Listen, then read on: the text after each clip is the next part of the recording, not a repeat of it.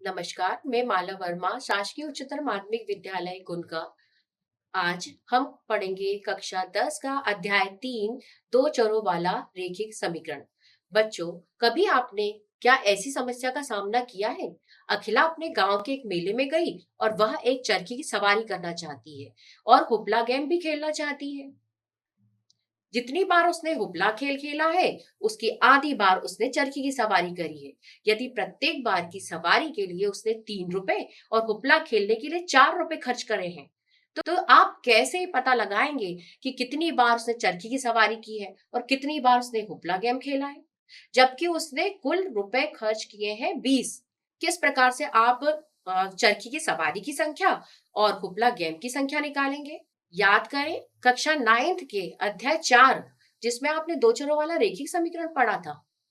उसमें आपने जीवन की छोटी छोटी समस्याओं को एक्स और वाई की संबंध के रूप में बताया था।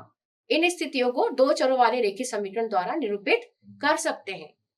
अखिला द्वारा सवारी करने की संख्या को यदि हम एक्स लें और उसके द्वारा हुपला खेलने की संख्या को वाई से निरूपित करें, तो इसे बड़ी आसानी से दो चरों वाले रेखिक समीकरण के रूप में व्यक्त किया जा सकता है। किस प्रकार से? x is equal to 1/2y।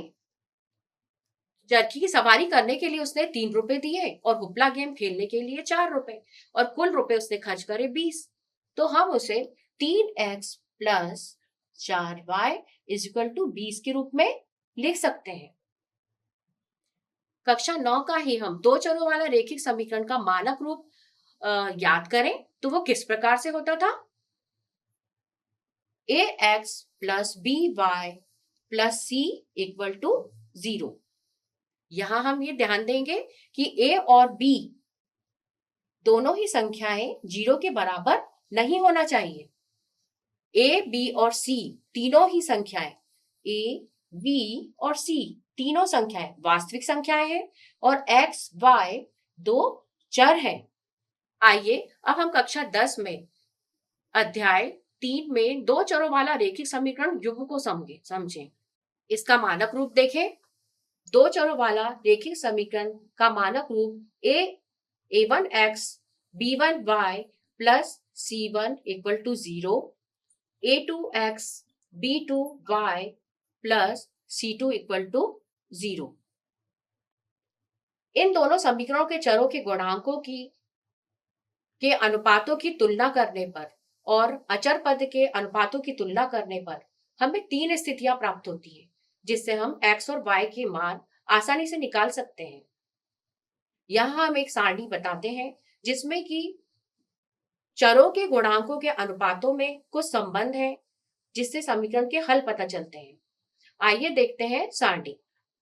प्रथम स्थिति में सारणी में देखते हैं हम कि अनुपात a1/a2 b1/b2 के बराबर नहीं है। इससे हमें एक अद्वितीय हल प्राप्त होता है।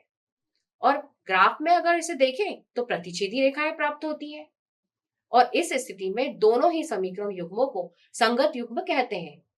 दूसरी स्थिति में हम देखें कि a1/a2 बराबर b1/b2 बराबर c1/c2, मतलब तीनों ही अनुपात बराबर हैं। इस स्थिति में हमें अपरिमित रूप से अनेक हल प्राप्त होते हैं।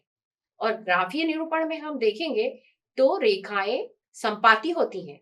संपाती का क्या अर्थ होता है? ग्राफ में हमें सारे बिंदु x के और y के दोनों समीकरण से जो प्राप्त हुए हैं वो एक जैसे प्राप्त होते हैं। तो ग्राफ खींचने पर हमें एक के ऊपर एक लाइन मिलती है और इस समय हम दोनों समीकरण युग्मों को संगत आश्रित युग्म कहते हैं। स्थिति 3 देखें हम तो इसमें प्रथम दो अनुपात a1/a2 बराबर b1/b2 होते हैं, लेकिन यह तीसरी अनुपात c1/c2 के बराबर नहीं है। इस स्थिति में हमें कोई भी हल प्राप्त नहीं होता है। ग्राफीय निरूपण में हमें दो समांतर रेखाएं प्राप्त होती है और समीकरण युग्मों को हम असंगत युग्म कहते हैं।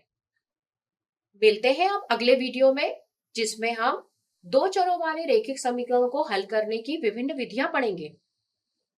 और सबसे पहले हम परिचित होंगे आलेखी विधि से। धन्यवाद।